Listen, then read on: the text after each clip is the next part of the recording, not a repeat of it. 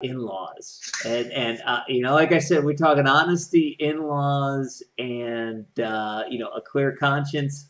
Okay, so what about in-laws can't we deny? What is it? What can't we deny about in-laws?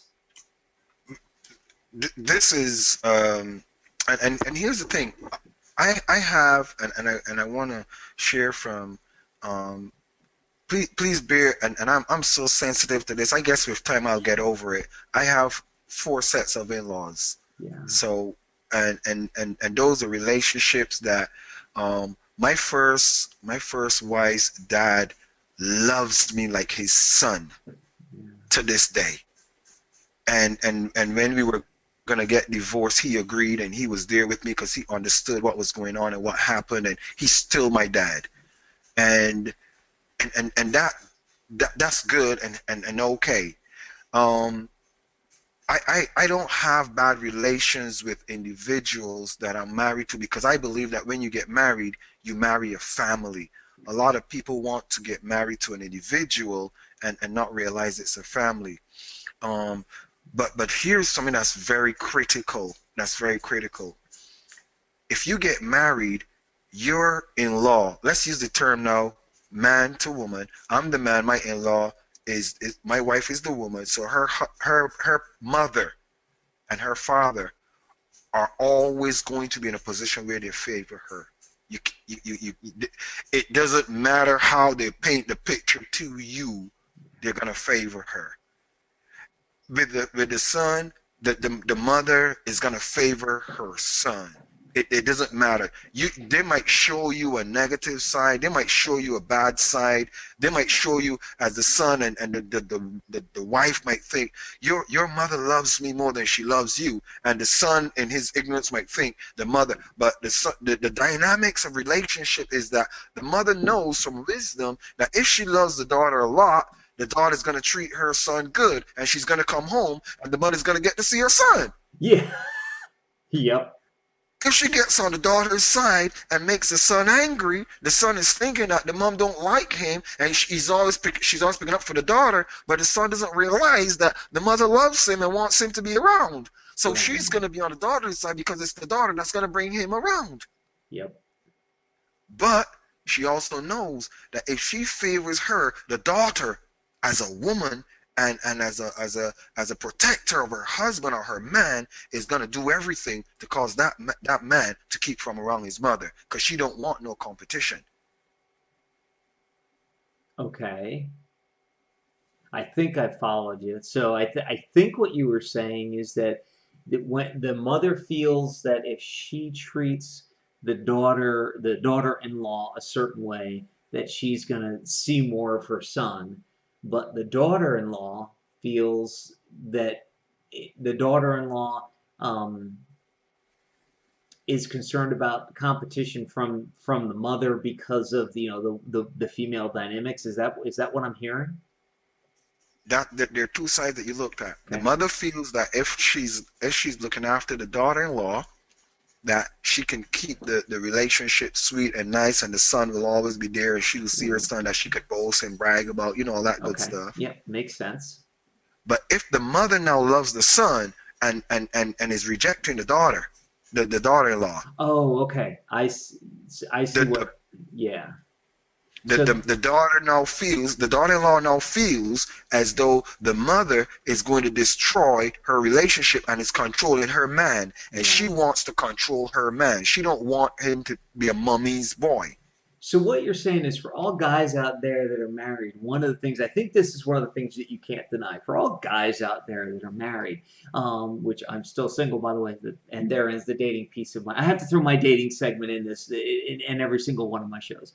But Chris, but Chris, you're not single. You've got a cat. Chris, look right that there. You can that that, cat right there. that's true. I actually have two. So, but so now I finally get the point. What you're saying is, and I can speak from experience. What you're saying is that we as guys really have to understand that the best possible scenario is actually that while we're married, that our mom actually does treat our wife better, so to speak, than us, because if she was actually, if the mom was still favoring us, then the wife would kind of have the jealousy, which is, it's female to female jealousy. I get it.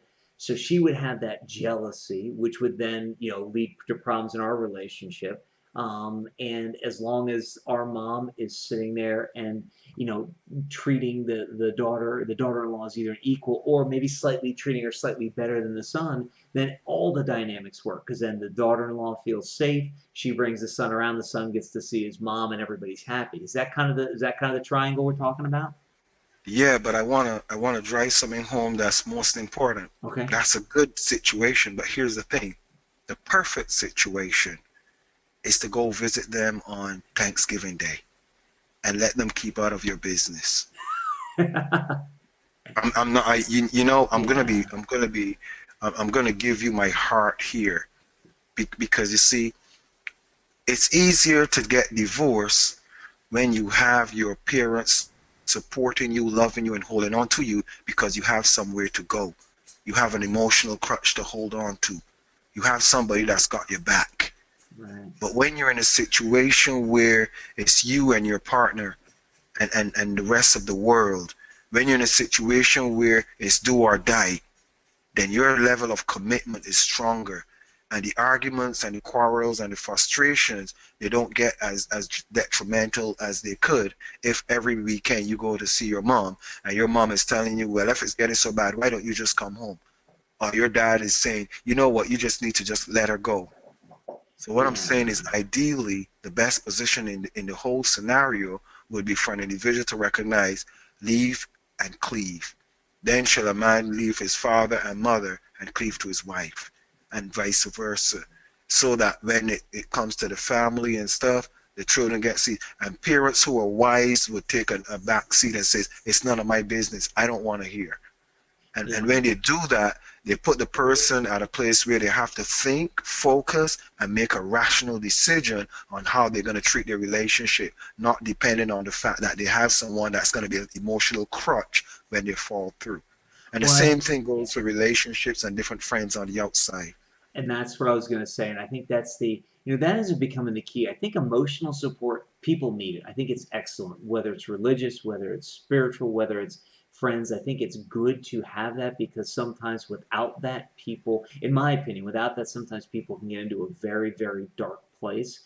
But there comes a time where you need to make those decisions and you need to make sure that you're making the decision for yourself, not based on what other people want and not based on the fact it's the easiest decision because some of the decisions in the world are the toughest ones to make.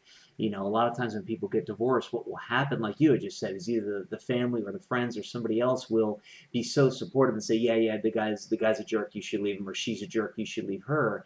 And it compounds things where if the two people were just left to kind of say, okay, figure this out yourself. And then if you want to get divorced, if you figure, I mean, I've gotten divorced. I'm not a big believer in it, but if there, it's one thing where we differ a little bit. I do think some things end up being irreparably broken, so to speak, and I think that, and we can talk about that in a whole nother episode. I think you and I should have a debate on when that happens. I think that actually would be fun. To be honest with you, I think our viewers would like it.